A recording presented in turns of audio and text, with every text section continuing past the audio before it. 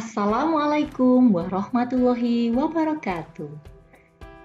Semangat belajar kimia. Kali ini kita akan melanjutkan pembahasan materi kimia kita mengenai penentuan entalpi reaksi. Setelah sebelumnya kita belajar penentuan dengan kalorimeter, kali ini kita akan membahas bagaimana sih cara menentukan entalpi reaksi tanpa melalui percobaan. Kali ini kita membahas tentang penentuan entalpi menggunakan hukum Hess. Apa ya hukum Hess itu? Seperti yang kita ketahui pada pembahasan sebelumnya, bahwasanya entalpi itu sebenarnya merupakan fungsi keadaan. Hukum Hess muncul berdasarkan fakta bahwa banyak pembentukan senyawa dari unsur-unsurnya itu tidak dapat diukur perubahan entalpinya secara langsung di laboratorium. Akan tetapi, setelah dilakukan percobaan lanjutan, ternyata kalau reaksi secara keseluruhan itu selalu sama, tidak dipengaruhi apakah reaksi itu berlangsung satu tahap atau melewati tahap-tahap yang berbeda. Nah, sehingga dinyatakanlah dalam suatu hukum Hess, yaitu entalpi suatu zat bergantung pada keadaan awal dan keadaan akhir reaksi, tidak bergantung pada jalannya reaksi. Inilah pernyataan atau hukum Hess itu. Biar lebih paham, kita lihat contoh soal berikut ini.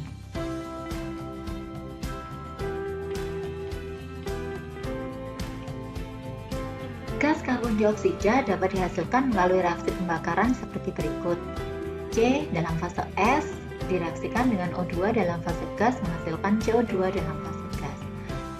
Tentukan delta H reaksi pembakaran di atas dengan menggunakan hukum Hess jika diketahui persamaan termokimia seperti berikut ini.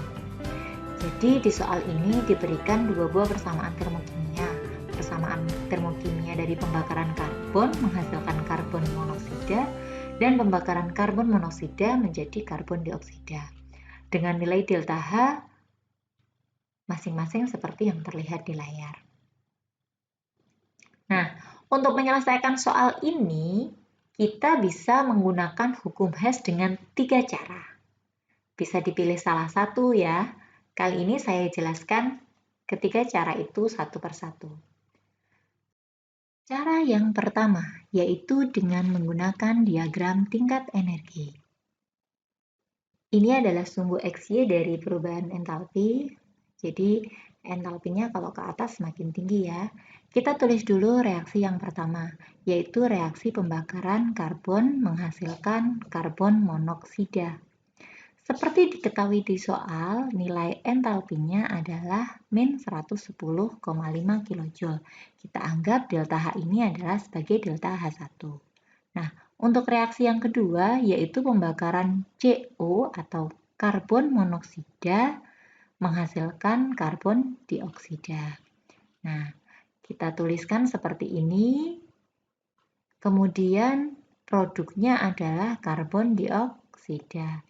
Dari persamaan yang kedua diperoleh nilai delta H sama dengan min 283 kJ. Kalau kita perhatikan, reaksi ini berlangsung 2 tahap ya. Dari karbon monoksida menghasilkan karbon monoksida, dan yang kedua karbon monoksida menghasilkan karbon dioksida. Kalau kita perhatikan lebih jauh, kita bisa memberi garis atau menarik garis antara C menjadi CO2. Garis yang terpanjang atau panah yang terpanjang ini ternyata penjumlahan dari garis-garis pendek dua ini. Sehingga garis terpanjang ini kita bisa menyebut sebagai delta H3. Nah, bagaimana cara menentukan delta H3? Karena garis terpanjang ini adalah penjumlahan dari dua buah garis pendek, maka delta H3 sama dengan min 393,5 kJ. Dari mana? Dari persamaan matematis delta H3 sama dengan delta H1 ditambah delta H2.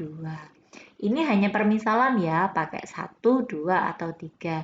Jadi kalau reaksinya berbeda, nomor 1, 2, dan 3-nya bisa juga berbeda. Nah, mudah bukan? Yang kedua adalah cara dengan menggunakan siklus energi. Seperti namanya, siklus berbentuk siklo, tapi tidak selalu digambar dalam bentuk lingkaran. Nah, yang pertama sama seperti tadi, karbon dibakar menghasilkan karbon monoksida. Kita fokus ke karbon monoksidanya dulu ya. Nilai delta H-nya sama dengan min 110,5 kJ. Kalau reaksi ini berlanjut atau karbon monoksida ini dibakar lagi, ternyata membutuhkan atau melepaskan kalor, maksud saya melepaskan kalor sebesar 283 kJ baru dihasilkan karbon dioksida dalam fase gas. Nah, kita perhatikan ini. Yang pertama ini delta H1 menuju ke CO. Kemudian dari CO ini dibakar menghasilkan CO2. Kalau kita tarik garis, ini berbentuk seperti sebuah siklus ya. Ini adalah keadaan awal dan ini adalah keadaan akhir, bisa dipotong garis. Maka delta H-nya ya akumulasi dari delta H1 ditambah dengan delta H2. Maka hasilnya yaitu delta H3. Nah, berapa nilai delta H3? Karena soalnya sama ya, hasilnya sama dengan tadi.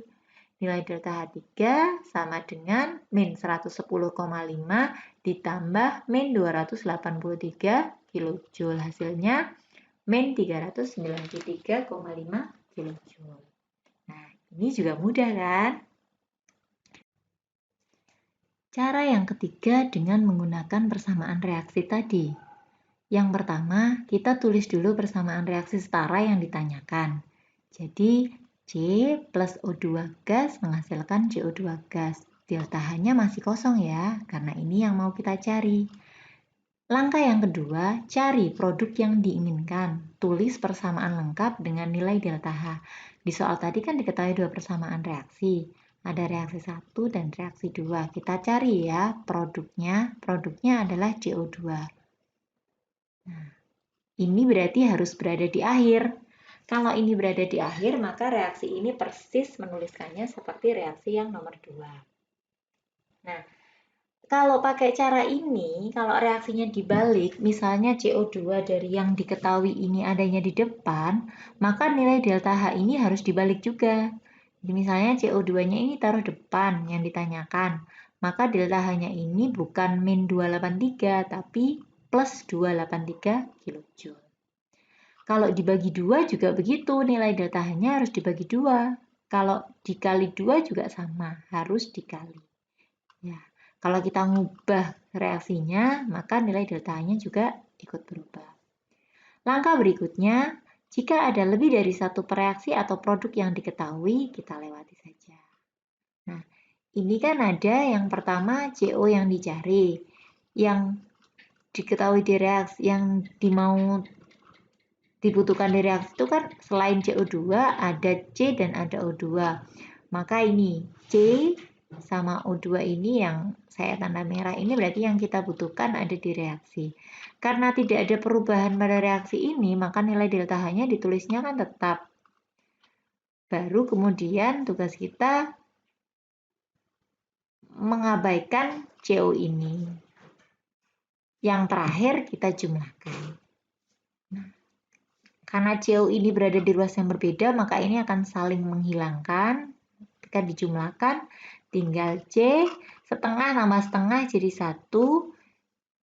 Yang terakhir produknya hanya ada CO2. Nilai delta H-nya ya dijumlahkan, min 110,5